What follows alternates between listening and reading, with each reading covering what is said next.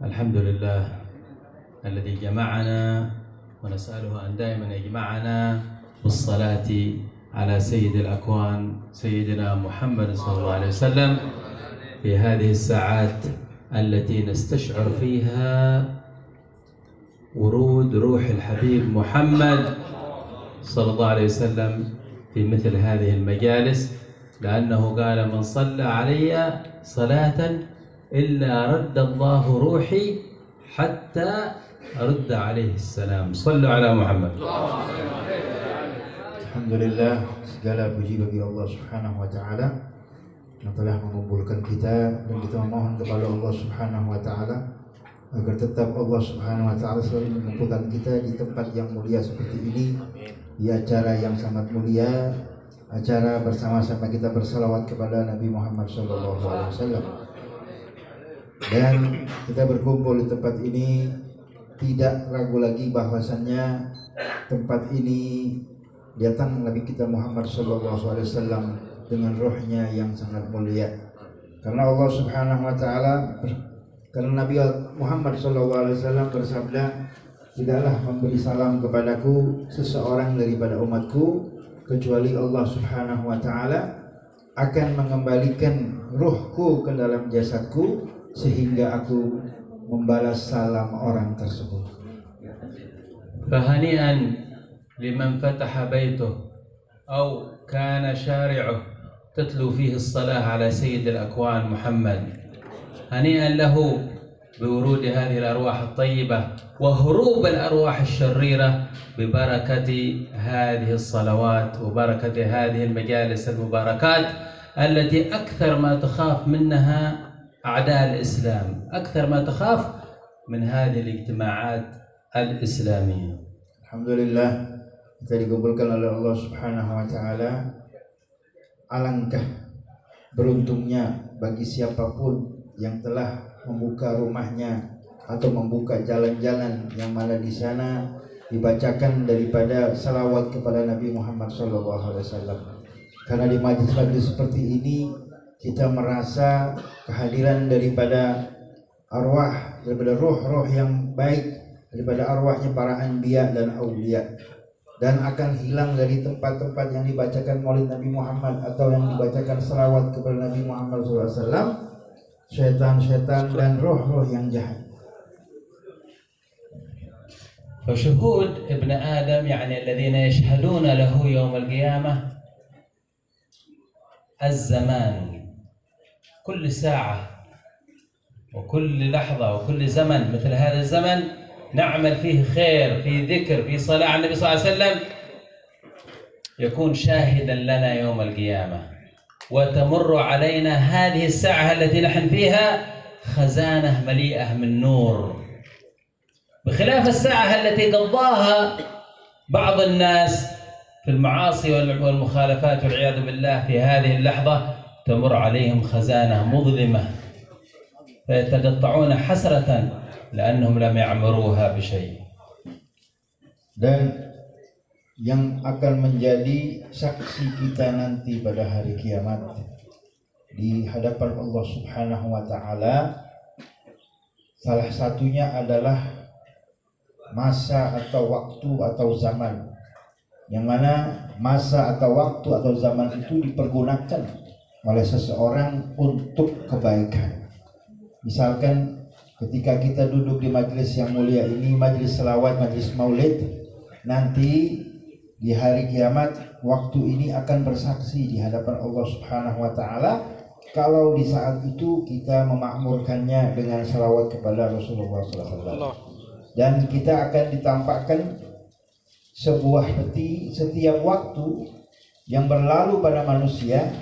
Kalau dia melakukan daripada perbuatan baik, amal saleh, akan diwujudkan di dalam wujud sebuah peti yang akan keluar dari peti tersebut cahaya yang terang benderang. Sebaliknya, kalau seseorang melakukan perbuatan maksiat pada waktu-waktu tertentu, maka nanti akan diwujudkan dengan perwujudan sebuah peti yang ketika dibuka peti itu akan berisi kegelapan. Berarti itu orang di saat itu sedang berbuat maksiat kepada Allah Subhanahu wa taala.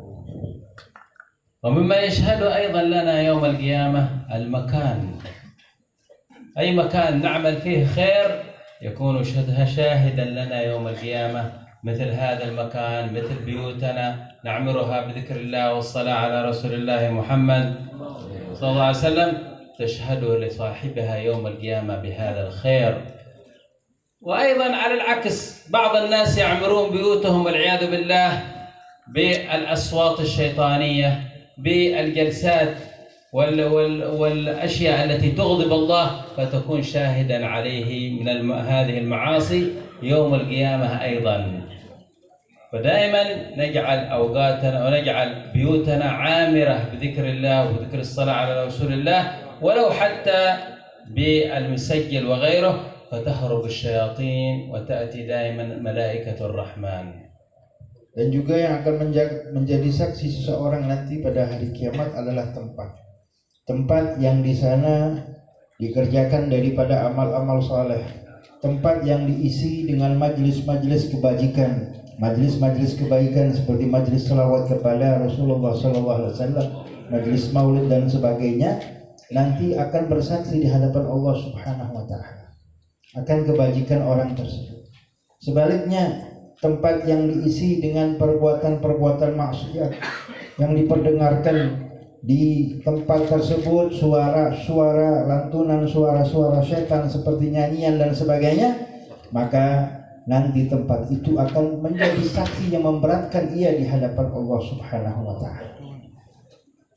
فحبيبنا المصطفى صلى الله عليه وسلم عانى كثيرا واجتهد كثيرا في زمانه وآذوه كثيرا حتى وضعوا سلى الجزور على ظهره، وقالوا وأيضا كذبوه صلى الله عليه وسلم وآذوه في أهله وفي أولاده، وصبر صبرا شديدا حتى أوصلنا وأوصل هذه الدعوة إلى مشارق الأرض ومغاربها. صلوا على محمد. Dan Nabi kita Muhammad SAW telah menemukan banyak sekali kesulitan dan ujian serta cobaan di dalam menyebarkan daripada agama Islam. Pernah Rasulullah SAW diletakkan di punggungnya isi perut onta. Pernah Rasulullah SAW ditimpuki oleh batu, dihina, didustakan dan sebagainya. Tetapi Rasulullah SAW tetap sabar sampai agama ini kepada kita dan kepada semua orang yang ada di timur dan di barat. وقد خرج من مكة عليه الصلاة والسلام وهو كان غنيا، زوج امرأة غنية، سيدة خديجة من أغنى أغنياء قريش، خرج وترك هذا كله وذهب إلى المدينة لأجل الدعوة، لأجل ينقذنا، ليس مثلنا نطلب الدنيا، لا، ترك الدنيا لأجل الآخرة، حتى أنه ذات مرة نام في حصير أثر هذا الحصير في ظهره صلى الله عليه وسلم، فلما رآه سيدنا عمر بكى، قال يا رسول الله ملوك كسرى وقيصر يتمرغون في الفرش الوطيئة وأنت بهذا الحصير، وأنت سيد الأكوان، سيد ولد عدنان. قال يا عمر أما ترضى أن لهم الدنيا ولنا الآخرة؟